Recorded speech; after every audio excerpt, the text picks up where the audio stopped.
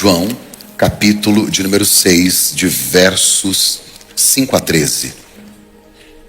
Jesus, levantando os olhos e vendo uma grande multidão que se aproximava, ele disse a Filipe: onde compraremos pães para este povo comer?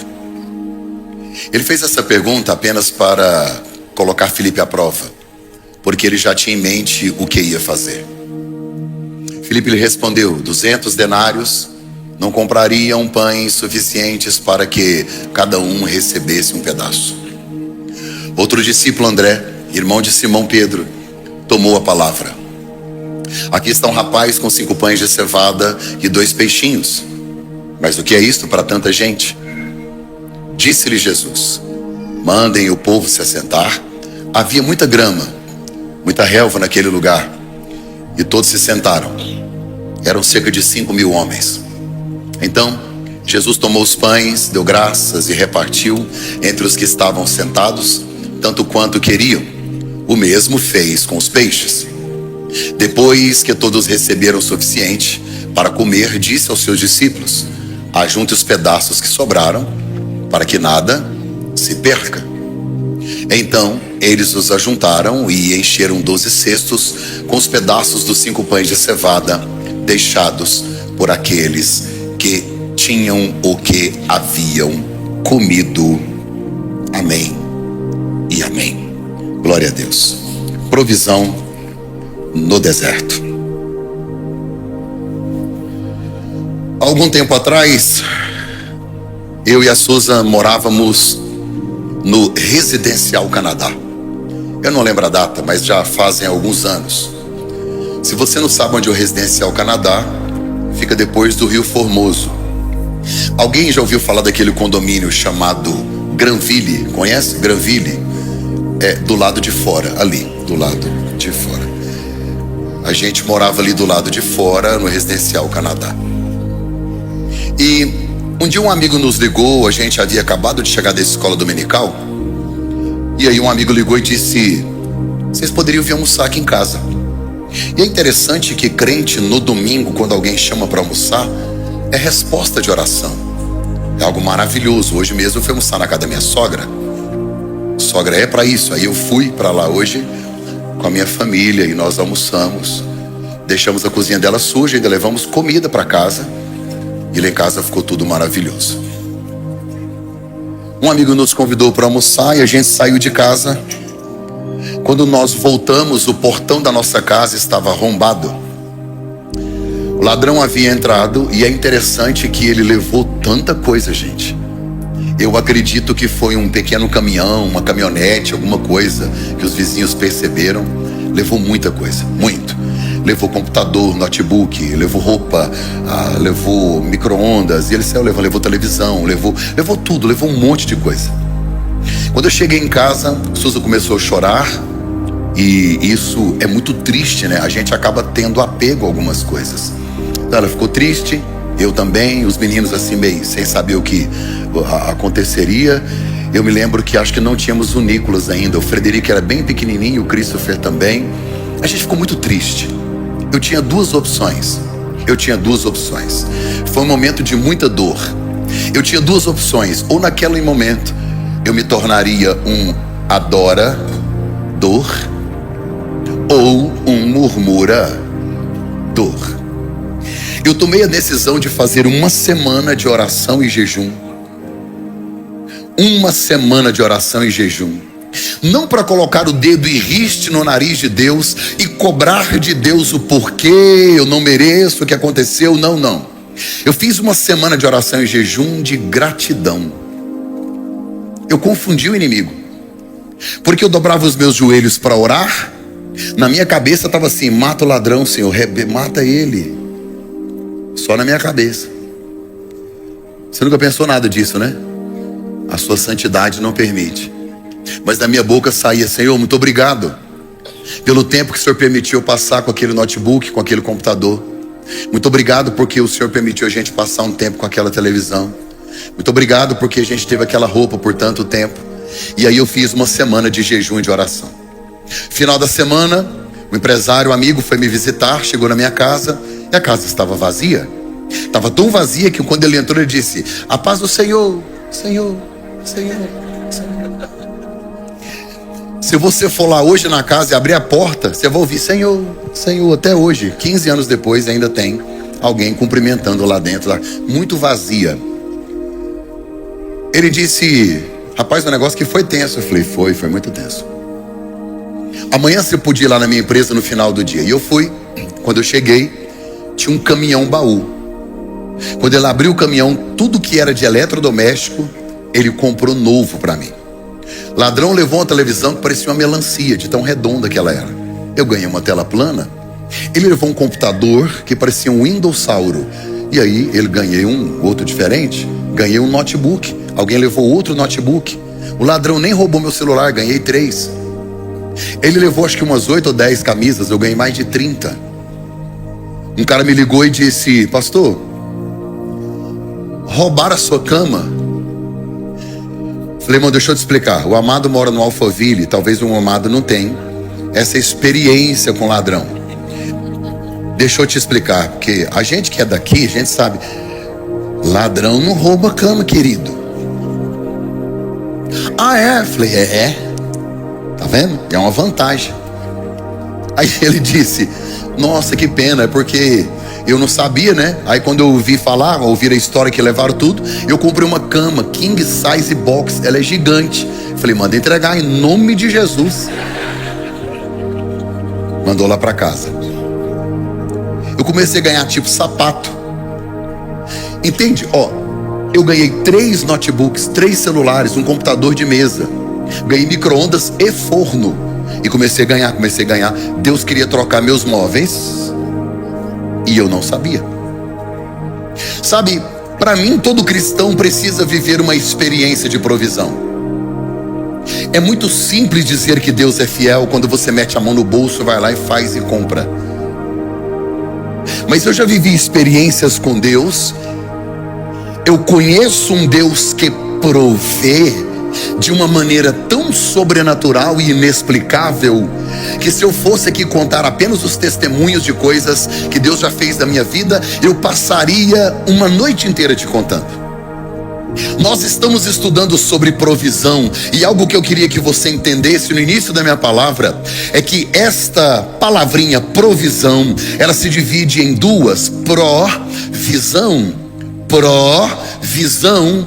Quando é que você tem provisão? Quando você tem uma visão, quando você tem um propósito, quando você tem um objetivo, quando você sabe onde você quer chegar, quando você sabe o que você quer fazer. Para onde Deus aponta, Ele paga a conta. Daí vem provisão. A Bíblia diz: pedis e não recebeis, porque vocês estão pedindo mal. Prosperidade não é ter muito.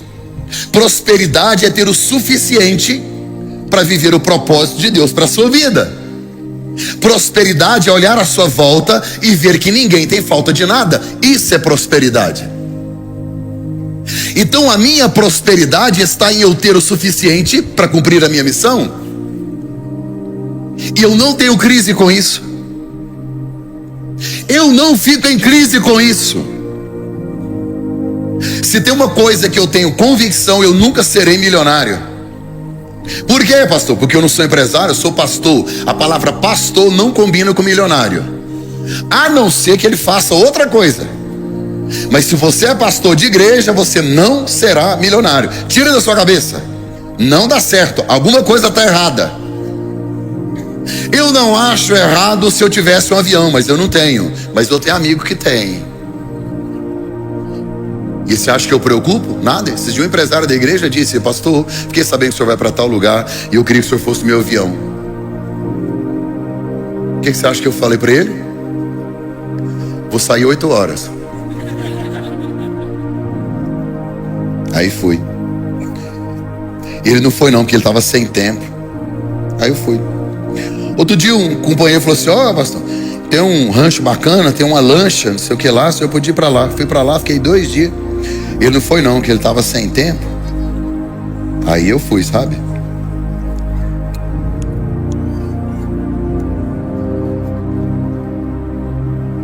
Pastor, você não tem avião? Não. Eu não tenho avião, não pago piloto, não pago imposto. Só ando no do irmão. Felizão. Eu não tenho rancho, não pago imposto, não tenho que cuidar de ninguém, não tenho que pagar caseiro, eu não tenho lanche, não pago gasolina. Eu acho que vocês não estão tendo nem amigos, gente, sabia? Um dia, estava sentado numa mesa, só tinha rico. Igual vocês, assim. Aliás, gente, vocês têm cara de rico, sabia? Vocês só não têm o dinheiro. O mestre, a cara, na hora que vocês chegam, ela abre uma porta assim, você não tem noção. Sabe quando é que me desbloqueou a minha cabeça? Eu sempre preocupava. Falei, mas será que não vou ter? Eu não vou, não preciso. Eu não preciso. Não faz parte do meu propósito. Você está entendendo onde eu quero chegar? Sentado numa mesa e os caras falando de milhões, não sei o que e tal, aquela coisa, negócio, eu ouvindo. Eu fui abaixando, agachando, falei, gente do céu. Eu fui me sentindo pequeno, falei, gente, será que a conta de energia tá paga lá em casa? Um deles olhou para mim e disse, pastor, eu daria tudo que eu tenho para ter a graça e unção que Deus derramou sobre a sua vida. Sabe o que é prosperidade? É você ter o suficiente para viver sua missão. Qual que é a sua missão? Pastor, minha missão é ser rico. Amém. Por isso que você está desempregado. Não existe rico de carteira assinada. Foi Deus que te mandou embora.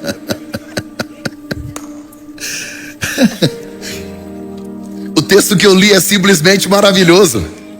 Todo mundo conhece a multiplicação dos pães. Aconteceram 2 multiplicações da Bíblia e essa é uma delas. E essa multiplicação é maravilhosa. A Bíblia diz que Jesus, ele estava num lugar deserto. Diga comigo, deserto. Todas as vezes que a gente do Brasil fala deserto, você fica imaginando areia, né? Você pensa no deserto de Dubai, deserto deserto de Dakar, deserto do Saara, não sei o que. Não, esquece. Deserto da Palestina é pedregulho, rocha, pedra e um pouquinho de areia. É muito complicado o deserto naquele lugar.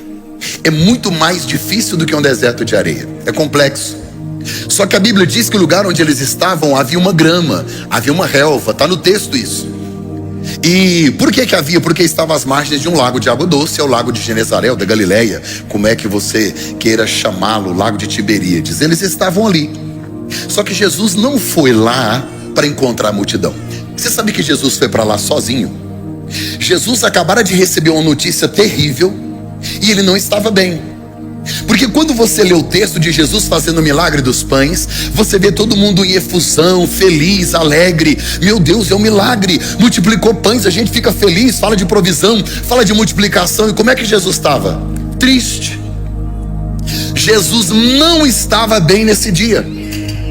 Pastor, por que Jesus não estava bem nesse dia? Porque o primo dele tinha sido decapitado nesse dia. João Batista, aquele que no ventre de Isabel tremeu quando encontrou com Maria grávida de Jesus. Primos. João Batista, aquele que quando viu Jesus aproximar-se do Jordão, disse, eis aí o Cordeiro de Deus que tira o pecado do mundo. Aquele que disse, eu vim para batizar vocês com água, mas virá um que vai batizar vocês no Espírito Santo. Primo de Jesus, João Batista, profeta, homem de Deus, cheio do Espírito Santo, foi degolado, arrancaram a cabeça dele, chegaram em Jesus e disseram, arrancaram a cabeça de João Batista. O texto diz, e Jesus foi para um lugar à parte. Porque quando você recebe uma notícia ruim, sabe que você não quer ficar no meio de gente, você não quer ficar conversando com pessoas, você não quer ficar sorrindo para todo mundo.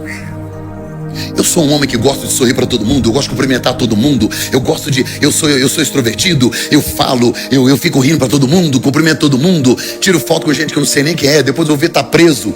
Ai, tô falando sério.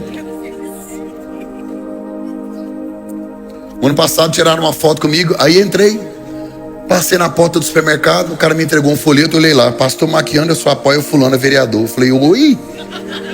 E eu na foto com ele.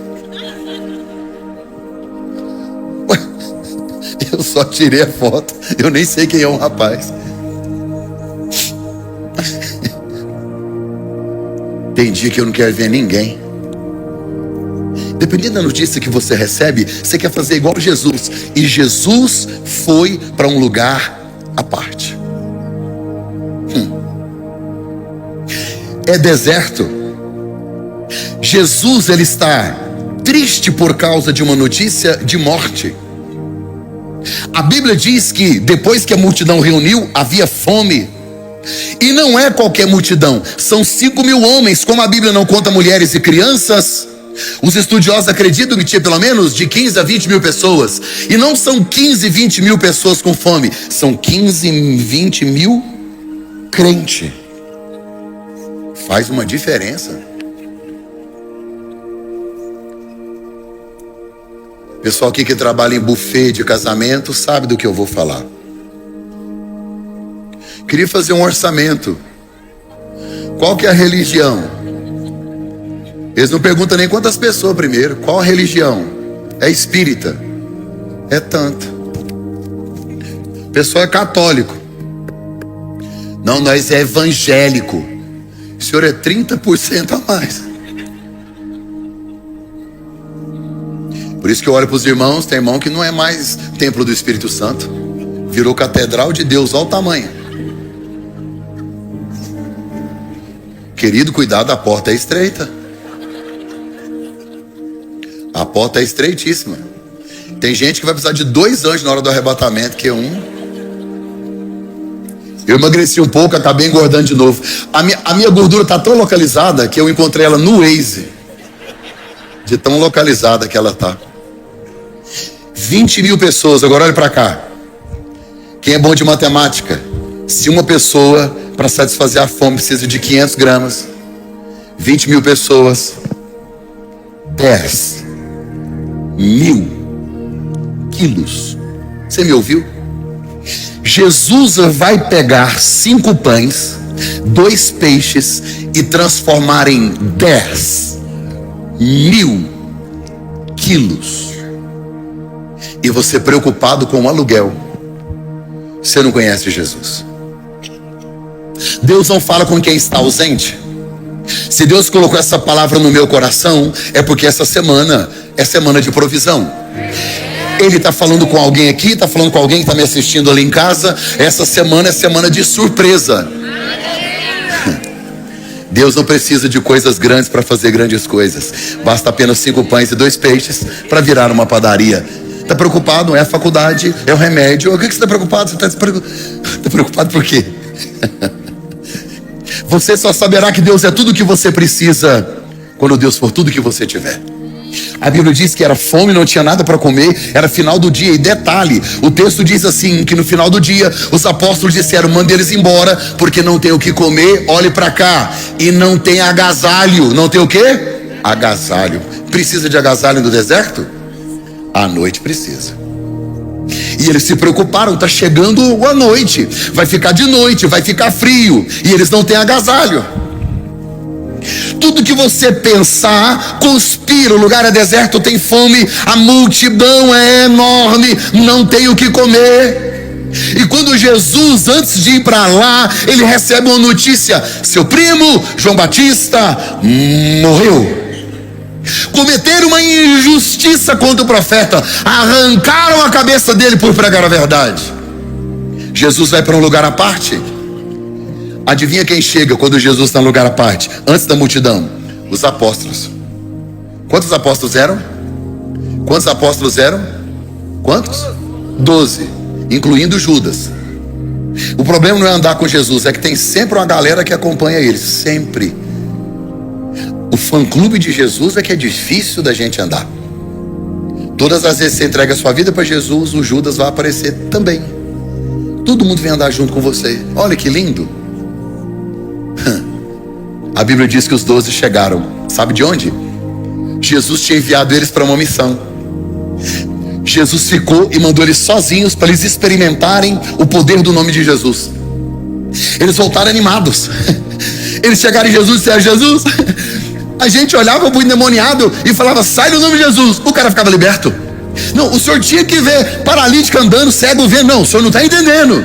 O senhor não está entendendo. Ó, nós só não filmamos porque não podia. Porque o Supremo Tribunal Federal disse que não podia fazer nenhum tipo de filmagem, nenhum tipo de registro, que agora cercaram as redes sociais. Então, a gente não pôde filmar nada, nem fazer nada, mas nós estamos contando para o senhor. O senhor tinha que ver milagre. Eles estavam empolgados, eles estavam eufóricos. Olhe para mim, Jesus está cabisbaixo e chateado, porque uma tragédia aconteceu. E quando uma tragédia acontece, sabe o que você espera? Que alguém te abraça, que alguém chora com você, coça suas feridas, fica lambendo você, e aí vai lá pro fundo do poço. Ai, dia, ai meu Deus, ai coitadinho. E a gente se vitimiza, mas no reino de Deus não é assim.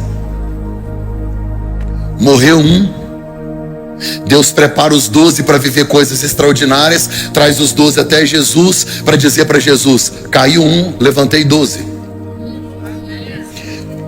Esse ano, todas as vezes que você tiver uma notícia ruim, Deus não vai levantar ninguém para chorar com você. Deus vai levantar dezenas de pessoas para te trazer notícias extraordinárias, para te trazer notícias maravilhosas, para entregar para você coisas que só os céus podem fazer.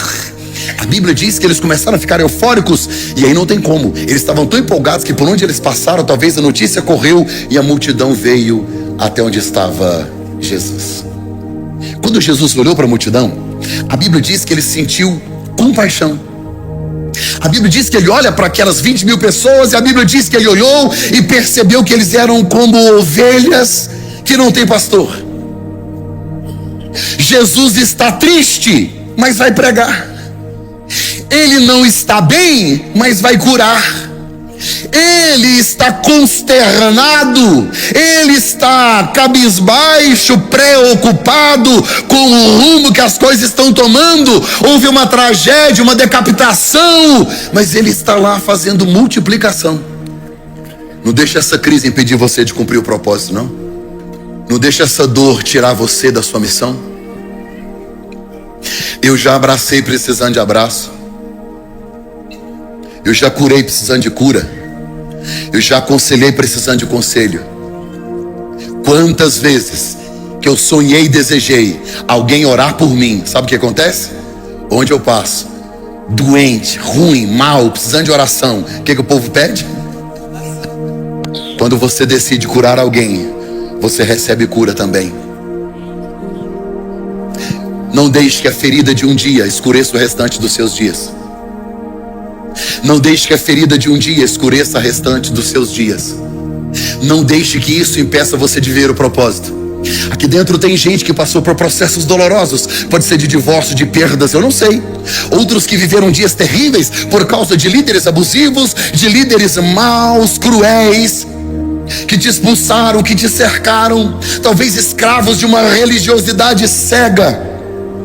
Quantas pessoas que são feridas em igreja, feridas nas estruturas, pessoas que te perseguiram no trabalho. Eu não sei, todo mundo tem seus dramas, seus traumas. Se eu fosse parar de pregar por causa da minha tristeza, por causa das afrontas, se eu fosse parar de pregar, eu não estaria aqui hoje.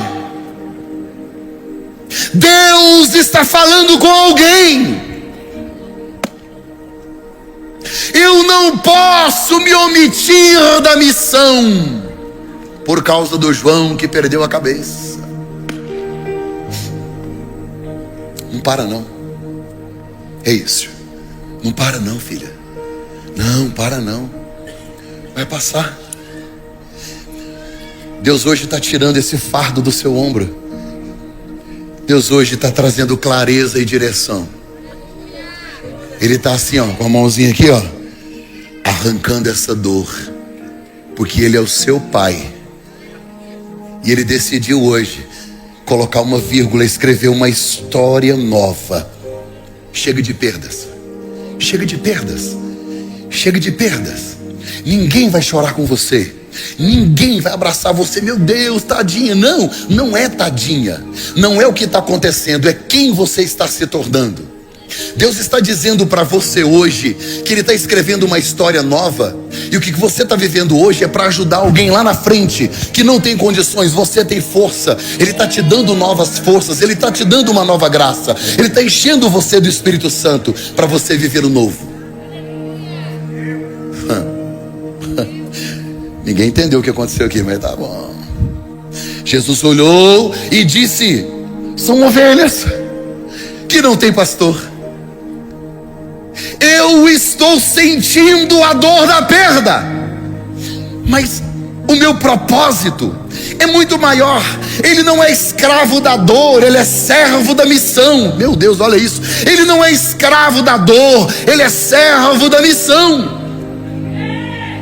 Era final do dia. Jesus pregou o dia inteiro.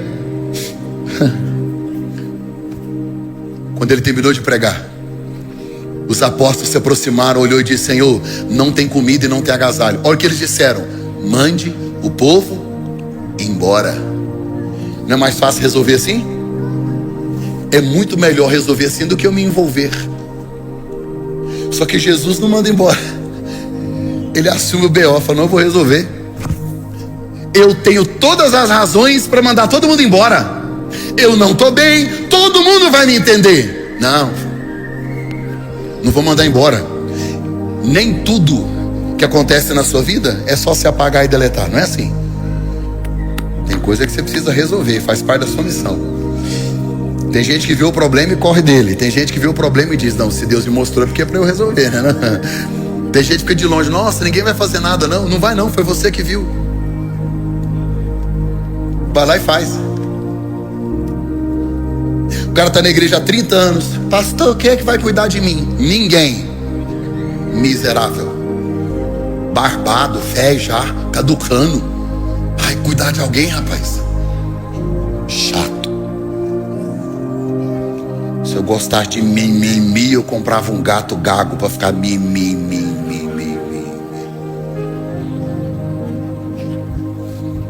Bíblia. Eles não tinham tempo para comer, não tinham tempo para? Então não tinha comida também. Os apóstolos estão com fome. Jesus olhou e disse: não manda embora não. Olha o que Jesus disse: dá comida para eles.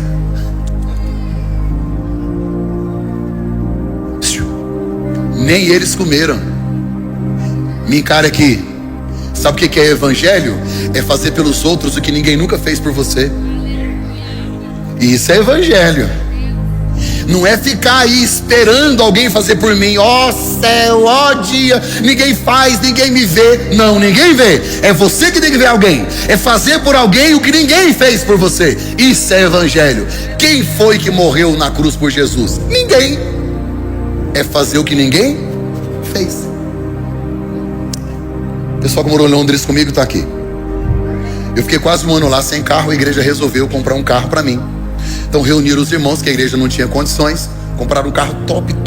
6 meses ele fundiu o motor. Carro muito legal, carro bacana. Não estou brincando. Demorou 6 meses, não, foi 8 meses. Aí compraram um carro.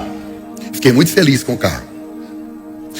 O pastor me deu a lista dos irmãos que compraram o carro. Peguei a lista. Tinha 20 irmãos.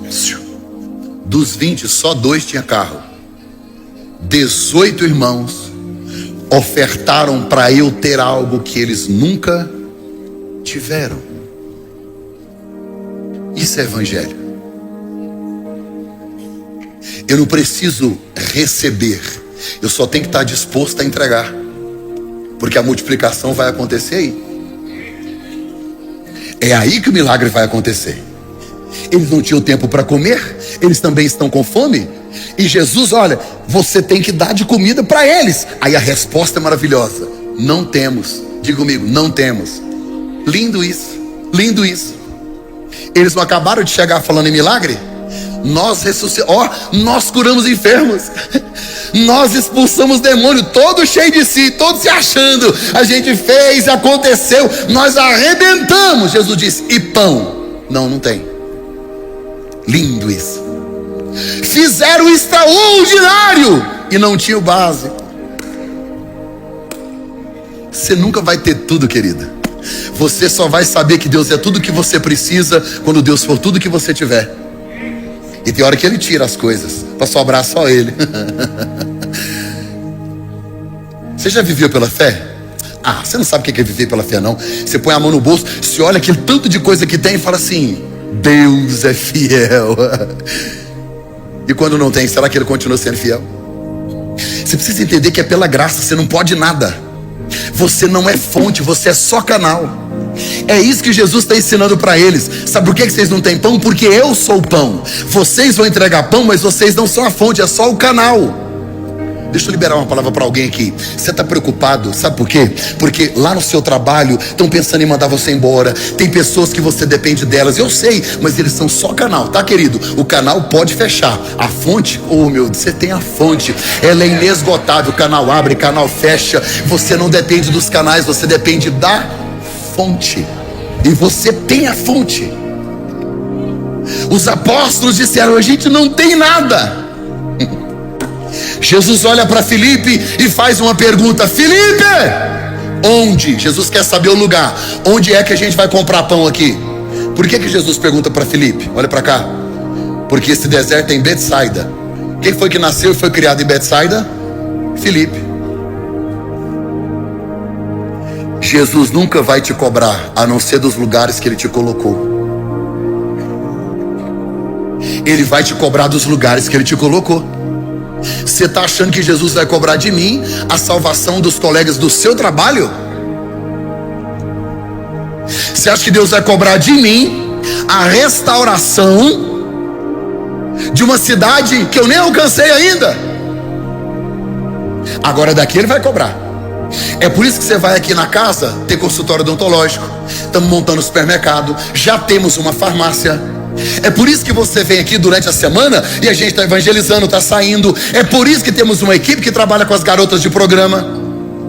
Das garotas de programa, pelo menos 2 que estão na igreja. Uma delas a gente pagou a faculdade dela, a outra a gente paga aluguel para ela, para tirar daquela situação, ajuda ela com porta de emprego. E tem um detalhe: é só as mulheres é que sabem quem elas são. Eu ajudo e não sei quem é, para resguardar elas. Porque Deus vai cobrar de mim aqui onde a gente está. Mas você está preocupado só com suas coisas, só com seu umbigo, você não quer saber. Filipe, estamos em Betsaida. Me fala onde é que tem pão aqui. Jesus perguntou o lugar onde. Filipe pegou a calculadora, fez igual você. Ele vai explicar para Jesus que não dá. Ó, já fez isso? Já. Ele vai explicar para Jesus que não dá. Ele acabou de viver milagre. Ele vai provar na matemática para Jesus que não dá. Gente, crente, a NASA tem que estudar nós, sabe? Senhor, olha, eu fiz a raiz quadrada dos 9 aqui, tem 20 mil pessoas, a raiz quadrada. Aqui eu percebendo aqui, 1 denário é uma moeda, é um dia de trabalho, ganha 1 denário. 200 dias, quase 1 ano, 200 denários. Se o senhor calcular aqui direitinho, deixa eu ver as pessoas. Deixa eu ver, tem 2 gordinhos, come mais. Tem um magrinho, aquele ali tá tomando monjaro, vai comer pouco. O outro fez bariátrica, querido, fez bariátrica, só caldinho, né? Não tem caldinho hoje, deixa eu ver. Ele vai fazendo a conta, faz a conta. Ele termina a conta dizendo assim: se tivesse, não, ele nem tem dinheiro, ele está fazendo conta. Não, eles não tinham dinheiro. 200 denários é 1 ano de trabalho, é muito dinheiro. Não tem, ele está fazendo conta. Para que fazer conta se não tem? Ele vai falar assim: Senhor, não tem dinheiro. Não, ele disse: olha, Senhor, preciso de 200. E nem tem. Jesus não perguntou quanto, ele perguntou onde.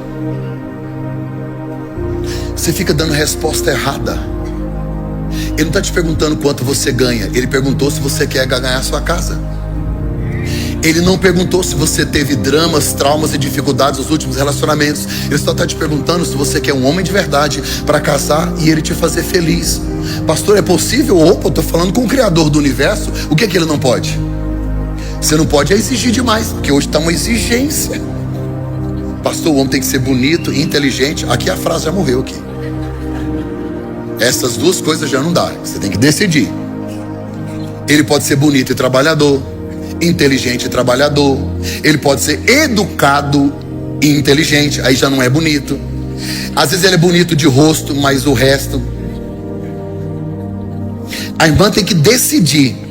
Porque se você está atrás de um cara que é bonito, inteligente, sarado, malhado, trabalhador, educado, fiel, ele está atrás de outro cara.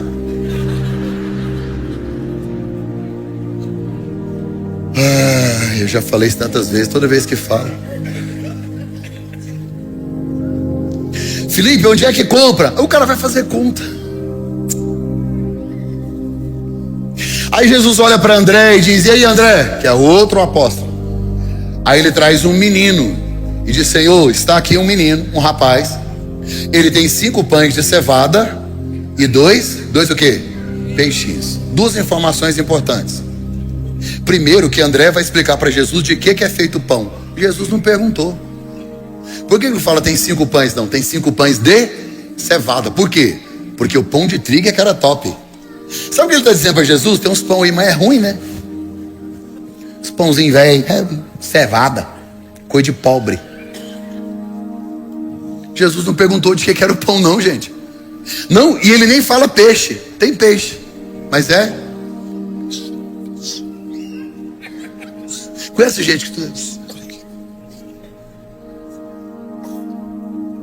Mentalidade de escassez. Ter Deus como pai e pensar pequeno é viver como um mendigo sentado numa montanha de ouro. Você conhece seu pai, não? A Bíblia diz que ele vai menosprezar o que o menino tem. Agora uma coisa me chama a atenção: o menino tem. Todo mundo, a multidão, conhece os apóstolos. Quem sabe esperava o milagre de Jesus, uma oração dos apóstolos. Estão olhando para cima. E a provisão veio de... Não despreze uma pessoa insignificante. Ela pode ser resposta da sua oração. Pode. Pode. E quando você está esperando o advogado, do juiz, não sei de quem, é do presidente, sei das quantas, enquanto você está pensando em 3ª Guerra Mundial, enquanto você está pensando, meu Deus do céu, vai morrer, vai não, mano, está no Goiás, fica tranquilo.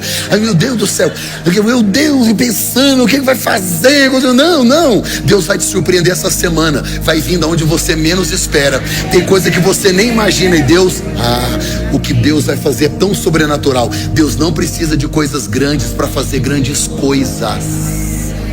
Calma o coração. Tem 5 pães e o quê? E 2 peixinhos. Coloca para mim, capítulo 6, verso 9. Tem alguém no telão aí? Capítulo 6, verso 9. Eu vou encerrar. Só uma irmã lá. O resto disse: é isso aí, pastor, já deu. Quero ir jantar.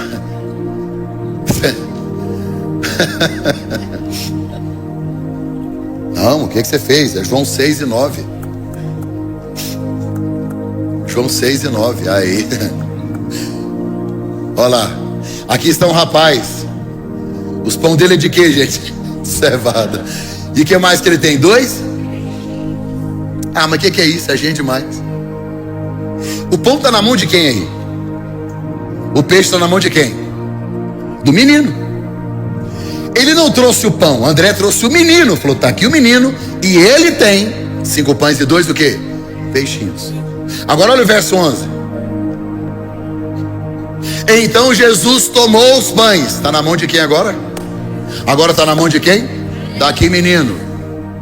Jesus deu graça, repartiu entre os que estavam assentados, tanto quantos queriam. O mesmo Jesus fez com os peixinhos. Jesus fez com os peixinhos. Jesus fez com os peixinhos. Me ajuda, 153. Jesus fez o mesmo com os peixinhos. Na mão do menino era peixinho, mas não está na mão do menino mais. Quando vai para a mão certa, tudo volta ao normal. Quando vai para a mão certa, multiplica.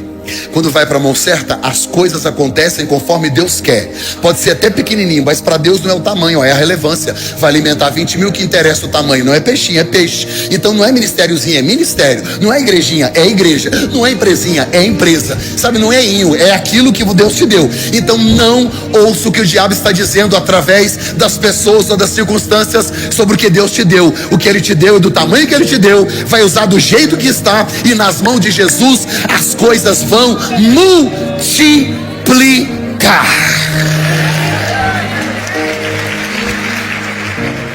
Olha para cá. Jesus olhou e disse: senta. Por que Jesus mandou sentar? Duas razões. Primeiro, sentar na Bíblia fala de descanso. Sentar na Bíblia fala de calmaria, fala de espera. Porque Jesus viu que eles estavam com fome. Como é que Jesus olha para 20 mil pessoas e vê que estavam com fome? Porque quando as pessoas estão com fome, tem gente que se descobre que está com fome. Tem gente que fica estressado, fica nervoso, fica inquieto. Aqui tem gente que tem vontade de assassinar pessoas. O pai me deu até o nome da pessoa, quer ver? Eu estou entendendo.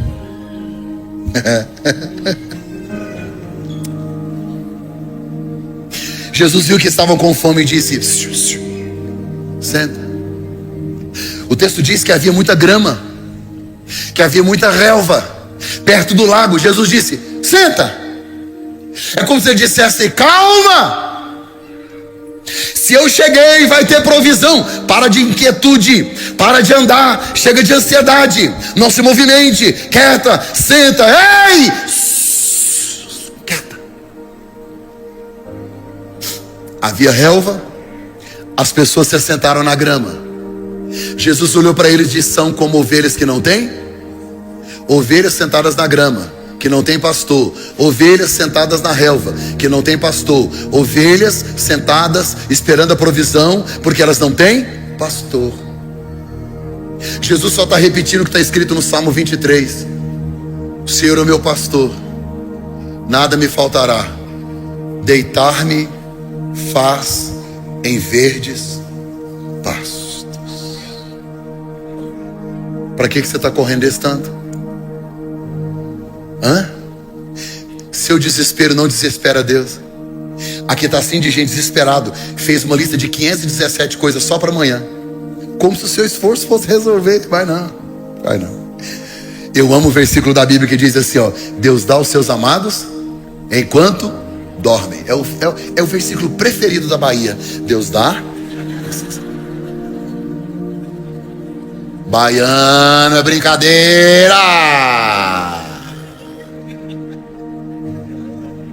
Tá filmando aqui, é ironia. Chama calma, calabreso, calma.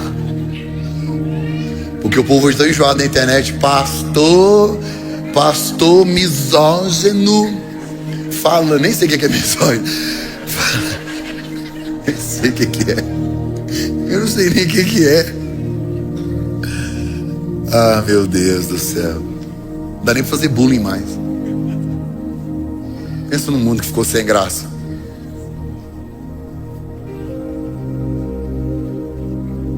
A Bíblia diz: do que adianta você ir dormir tarde, acordar cedo e tentando fazer tudo na força do seu braço?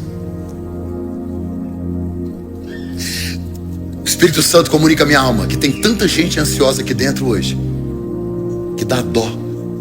Ansiedade é antecipar o sofrimento, é carregar com as forças de hoje o peso de amanhã, é fé no pior, é acreditar na mentira que o diabo está contando a respeito do seu futuro. Fica assim. A minha avó falava esbaforido, sabe? Acho que Deus olha do céu e fala assim: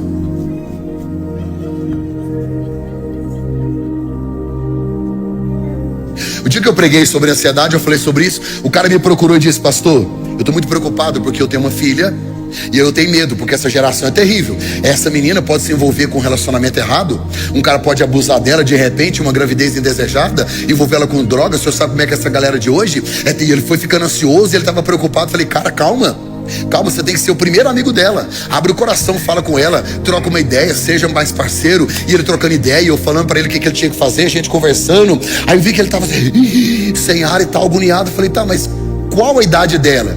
Ele falou, 3 meses.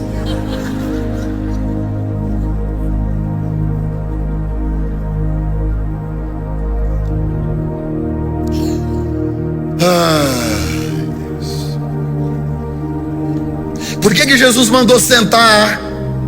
Ele está mandando alguém aqui hoje. Calma! Senta, quieta. Calma, calma.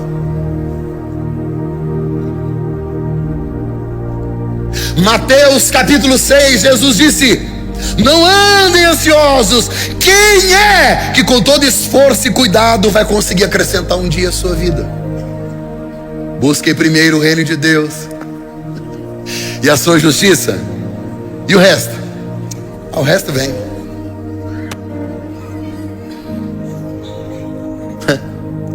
Senta. Sentar fala de acalmar. Segundo, sentar fala de organização. De 50 em 50 e 100 em 100. Sabe por quê? Porque se Jesus multiplica os pães, naquela confusão, alguém fala, já sei o que foi. Eu vi esse peixe na mão do menino, foi ele. Não foi não. Estava com o André, foi o André. Não, foi Felipe que comprou, viram falando de dinheiro. Senta e quieta. Milagre não combina com bagunça. Milagre não combina com adultério. Milagre não combina com prostituição. Milagre não combina com pornografia. Milagre não combina com esse namoro indecente, esse namoro sem vergonha que você está vivendo.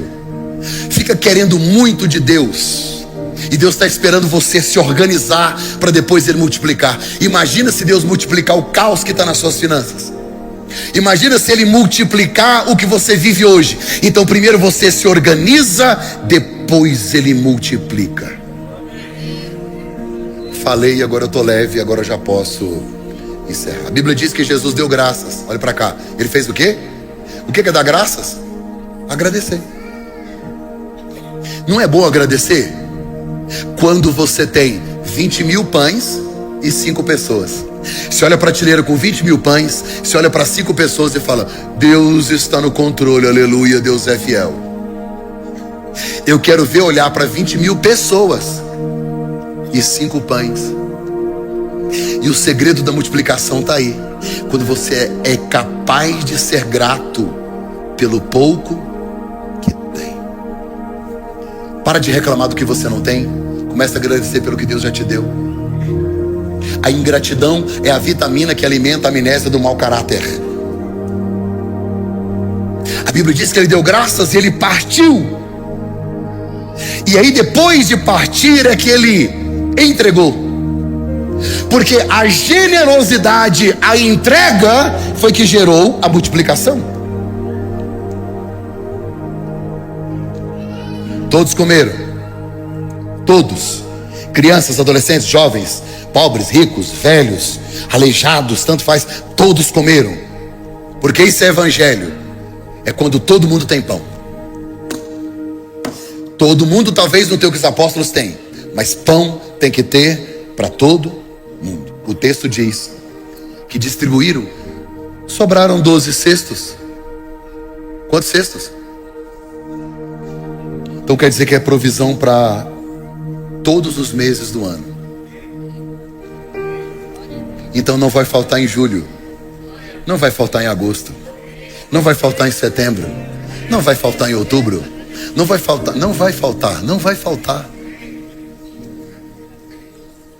Eu estou recebendo tanta pergunta no meu direct. Pastor, já é o Apocalipse? Falei, calma, Calabresa, calma.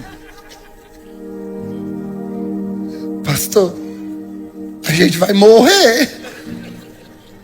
Falei, não, ainda não. Não, quem vem viver nesse governo início até agora não morre mais não, isso aí. Passou pandemia e agora está vivendo a pior pandemia de todos. Morre nunca. Nós é resiliente, mano. Aqui é... O que era óbvio já foi feito. A gente sabia que o Irã ia fechar o canal aonde faz a passagem do petróleo. É o que eles conseguem fazer, que eles não conseguem fazer outra coisa. E isso é bom para a China, sabia? A China vai faturar muito com isso. Você acha que eles querem entrar em guerra? Conversa. A Rússia precisa manter o Irã ainda com as munições, porque isso também faz bem para eles. Todo mundo tem interesse, querido. Esquece a terceira guerra, vai cuidar de sua vida. Vai trabalhar, irmão. Cuidar de sua vida, sua família. Pastor, a coisa vai ficar feia. Tô nem aí. Pastor, e a crise? Também não vou participar. Não é que eu tô brincando com coisa séria. A gente precisa crer num Deus que cuida de nós. Eu queria que você levantasse amanhã de manhã, respirando aliviado e dizendo: não há nada que eu faça que possa mudar o que Deus decidiu fazer. Eu confio no meu Pai, eu confio no meu Deus e tá tudo certo.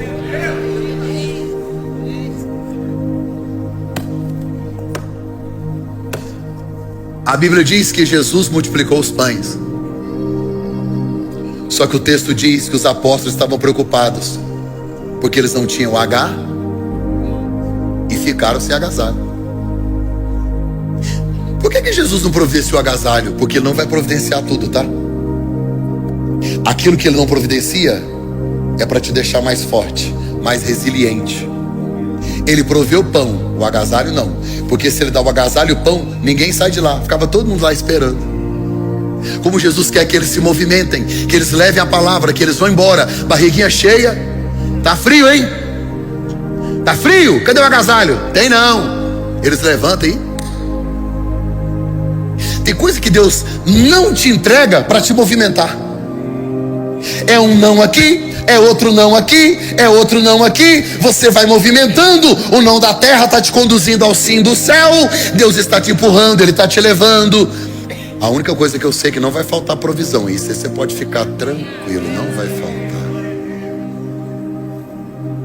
Vou contar até 3. Você vai respirar fundo pelo nariz e soltar pela boca. 1, 2, 3. Vamos lá? Respira fundo.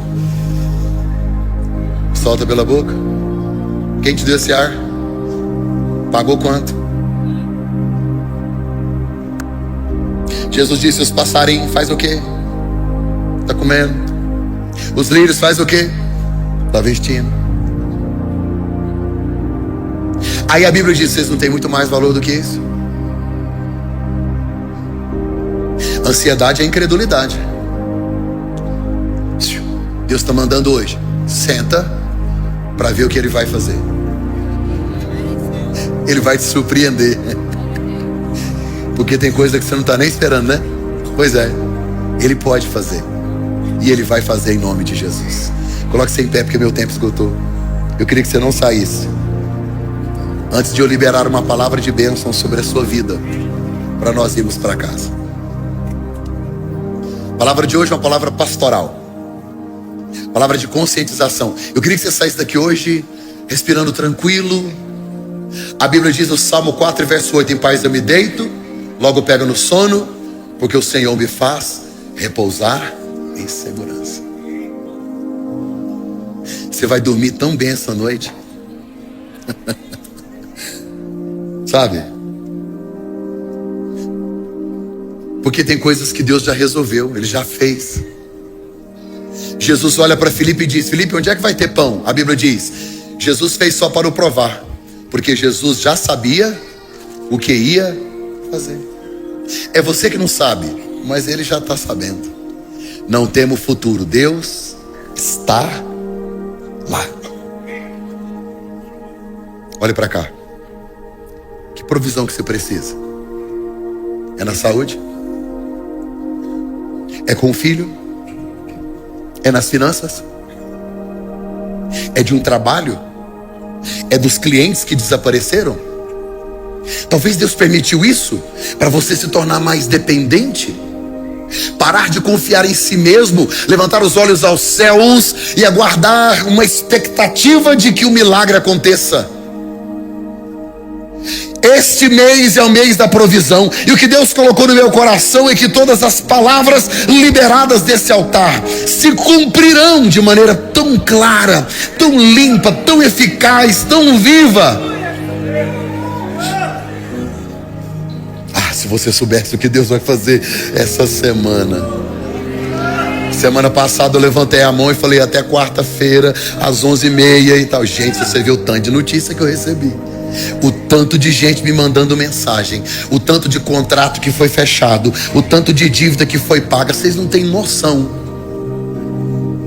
Eu acredito na palavra profética liberada deste altar. E antes de orar por você, já vou orar. Eu vou te abençoar agora. Mas a maior provisão está no mesmo capítulo de João, mesmo capítulo 6 de João, no mesmo que nós lemos da multiplicação dos pães. Se você for lá para o fim, você vai ver qual é a maior provisão. Foi quando a multidão procurou Jesus de novo e ele disse: vocês querem esse pão aí? Não, vocês não estão entendendo. Eu sou o pão vivo que desceu do céu. Eu sou a maior provisão. Olha para cá. Jesus não disse eu sou o padeiro, ele disse eu sou o pão. Ele não é o padeiro, porque tem gente que vai atrás dele só para receber o que ele dá. Ele não é padeiro, ele é o pão. E aí quando você tem ele, não falta nada. Porque até quando falta alguma coisa, o fato de ter ele não te faz falta mais nada. Hoje, e eu queria que você respeitasse esse momento, porque nós estamos dentro do horário, não saia. Tem pessoas aqui dentro que estão precisando muito mais do que a provisão de um pão. Estão precisando do pão da vida. Você precisa recomeçar com ele. A experiência que nós temos, a gente que está na jornada e caminhando com ele sempre, é que de vez em quando alguma coisa falta, mas ele está na mesa. Às vezes falta o pão da padaria, mas o pão da vida está lá. E a provisão sempre vem na hora certa e na quantidade certa. Olha para cá. O filho pródigo não tomou banho na rua para vir para casa, ele tomou banho em casa. O filho pródigo não comeu pão para vir para casa, não, ele foi comer pão em casa. Você nunca vai conseguir se resolver lá fora. Você precisa de um vestido novo, um anel novo. Você precisa de um banho. Você precisa do pai. Você precisa de mesa. Você precisa de pão. E você só vai conseguir isso na casa do pai.